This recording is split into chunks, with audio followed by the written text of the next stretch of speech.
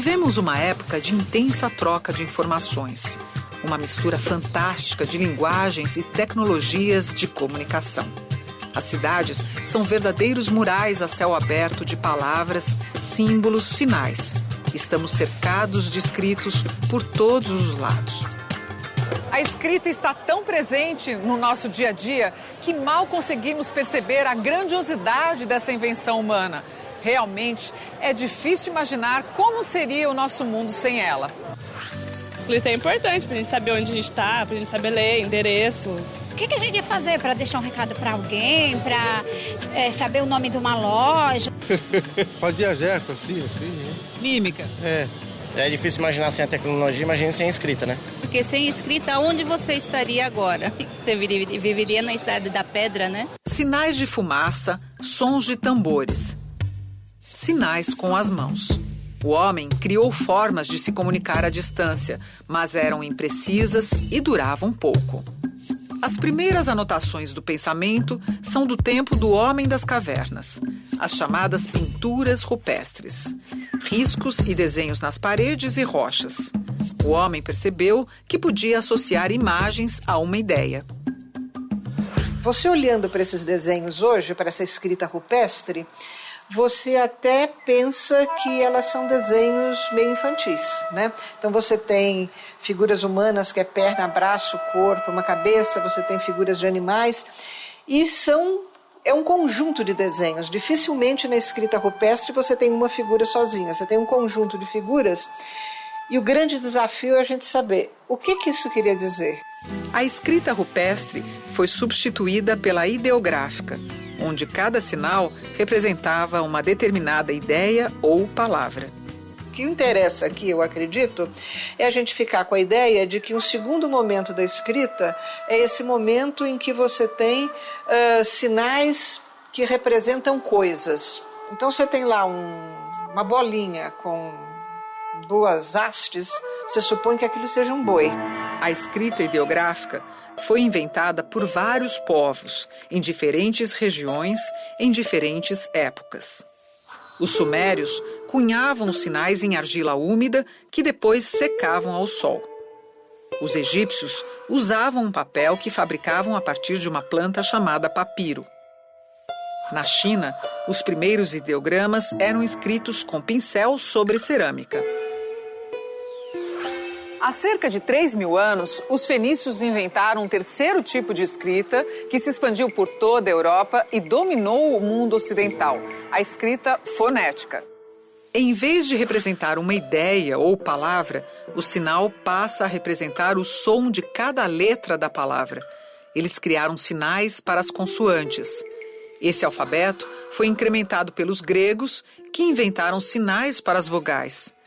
Dessa forma, a escrita tornou-se a tradução do pensamento formulado em palavras. Então, não é mais um sinal qualquer que representa a coisa.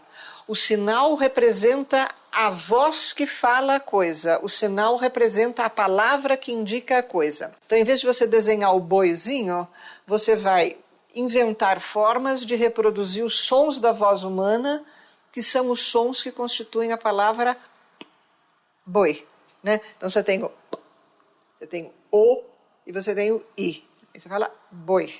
Com um número limitado de letras, é possível escrever um número ilimitado de palavras, expor por escrito pensamentos e produzir conhecimentos a partir de fontes escritas. Este é um momento importante da história da escrita, a invenção de um alfabeto que expressa sons individuais por meio de sinais escritos. Da invenção desse alfabeto até hoje, nada de novo surgiu que alterasse a estrutura básica da escrita. Mas mudanças importantes ocorreram sim, nos suportes onde se escreve e nas ferramentas usadas para escrever. Das tábuas de argila e rolos de papiro, passamos pelo livro e chegamos às telas digitais. A pena de ave foi substituída por lápis e canetas, por máquinas de escrever. E hoje, com o computador, usamos um teclado. Ao longo da história, a escrita sempre foi uma forma de poder. Por centenas de anos, foi privilégio de imperadores, nobres e sacerdotes. A escrita sempre foi uma forma de selecionar as informações que podiam ser difundidas, de selecionar quem podia ler que informações. E nesse aspecto, a escrita, ela, por um lado, é um objeto de desejo muito grande e, por outro lado, ela é um objeto de temor muito grande. Só depois da Idade Média, a alfabetização começou a se difundir entre as camadas mais pobres. A invenção do alemão Gutenberg, uma máquina com letras individuais móveis, possibilitou a multiplicação de impressos, barateou custos e contribuiu para popularizar a escrita. Eu acho que a grande conquista foi uma regularidade muito grande. Então, todo M era M, todo N era N, não havia possibilidade de ser diferente. Já o mundo contemporâneo é marcado pela invenção de novas mídias, a fotografia, o cinema, o rádio e a televisão. Uma linguagem se mistura com a outra e abre novas possibilidades de se compor e formatar uma mensagem. São as novas tecnologias que exigem que a velha imprensa se modernize. Principalmente quando você começa a ter fotografias e quando você começa a poder acoplar a fotografia com o texto escrito. O computador ocupa lugar de destaque e mexe com a vida das pessoas. A escrita agora é digitalizada e abreviada ao máximo para se ganhar tempo. O texto longo dá lugar a blocos de informações e imagens. Essa dinâmica é o ritmo do mundo virtual que aproxima distâncias. E você tem a possibilidade de uma circulação que você não tinha com nenhuma das outras modalidades escritas, não é? Então, isto é algo que vai afetar, sobretudo, a questão literária, porque então você já tem contos que aparecem em blogs que são só de contos, homepages que são só de poemas. Se você pegar o Facebook, está cheio de poeta que põe poemas no Facebook. Então, esta questão da escrita digital, ela está transformando a esfera da produção literária naquilo que a produção literária tem de mais crítico, que é a circulação.